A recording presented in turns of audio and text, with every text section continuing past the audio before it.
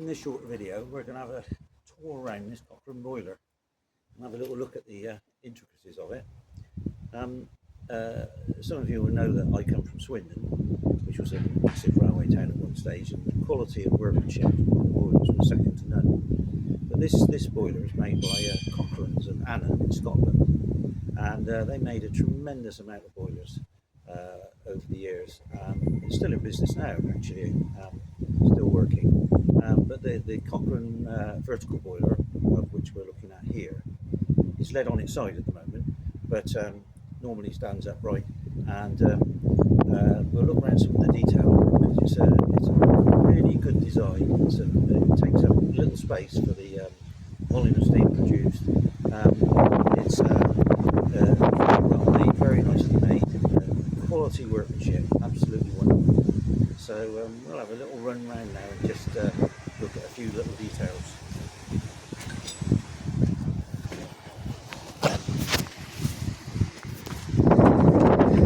So yeah, nice riveted seams. Everything's in lovely order. Rivets absolutely look perfect. This boiler was made in 1948, and typical of they made a whole range of these sizes. It's a vertical boiler, which were used for many different uses. Donkey boilers for various things in various warehouses, factories, used for all sorts of things. So we're looking under the bottom end now. This is the pressed domed firebox crown as we're looking at, and we've got this OG ring which runs round all the way around the bottom, pressed from a 3/4 piece of plate pretty much, as you can see, that shape, all riveted up lovely together. Quite an amazing design, and as I say, they were produced in different sizes. So this one is 10 foot tall, and it's 5'6" diameter, whereas they obviously went bigger,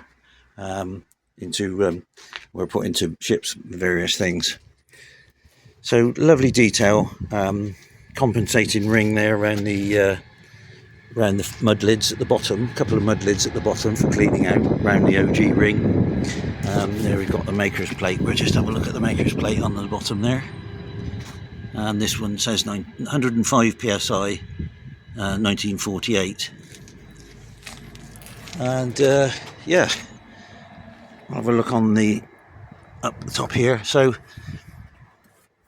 this is where the flue gases come through from the fire now into the tube nest. They go past through the tube nest and then out the other side and then up the chimney, which is technically the other side of this, or the bottom as it is now, is the smoke box end. So this is like the firebox end, if you like, of the tubes.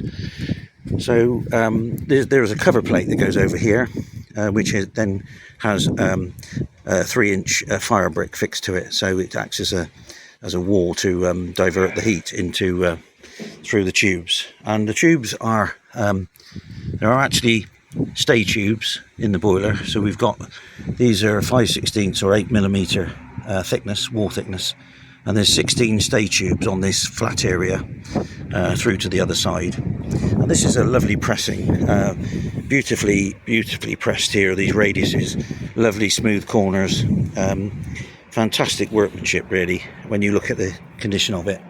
And then when you start to look at the detail, we look here how these all these edges are flanged down nicely, swaged down nicely, and then we've got, it all fits lovely, lovely radius there, and we've got a countersunk rivet there to enable you to caulk up that seam.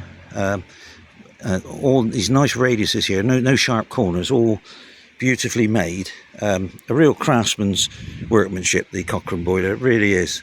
I'm sure they had plenty of practice at it, and it's a lovely job.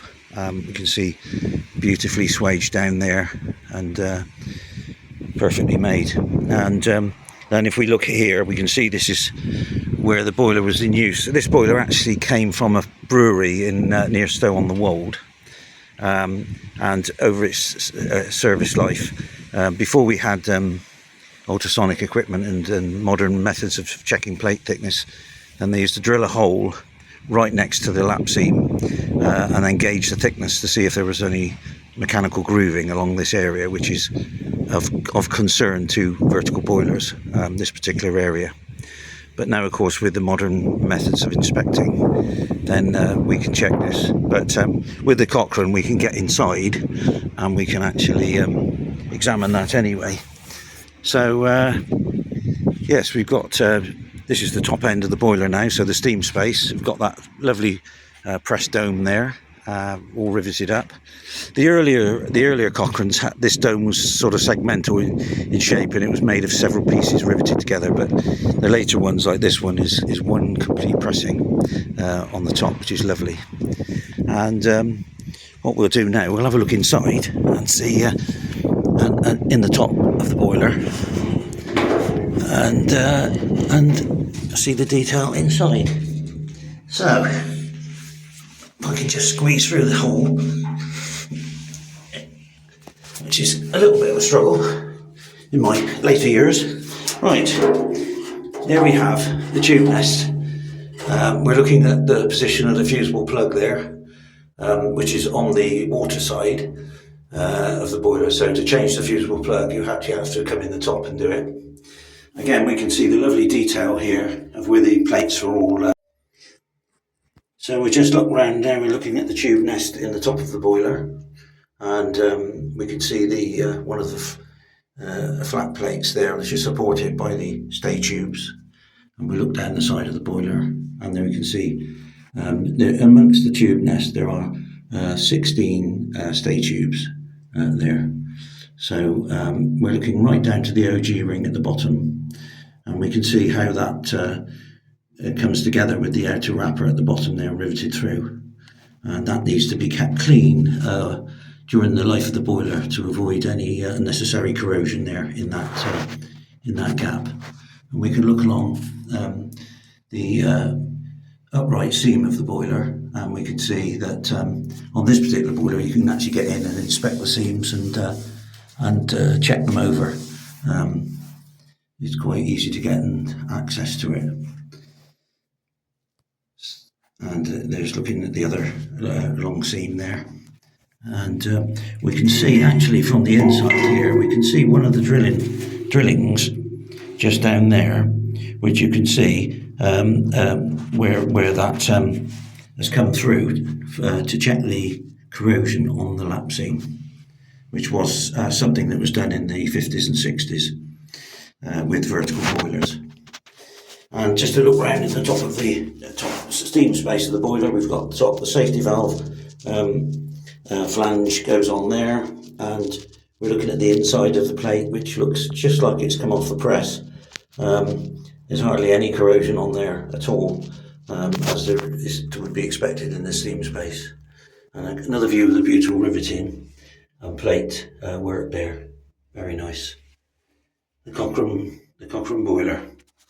It is really a work of art. It's lovely. And we look again at these parts of flanging here, where these radiuses all come together. Nice smooth radiuses, no sharp corners, absolutely a joy in the design. Really lovely. And there we are, the Cochran Boiler.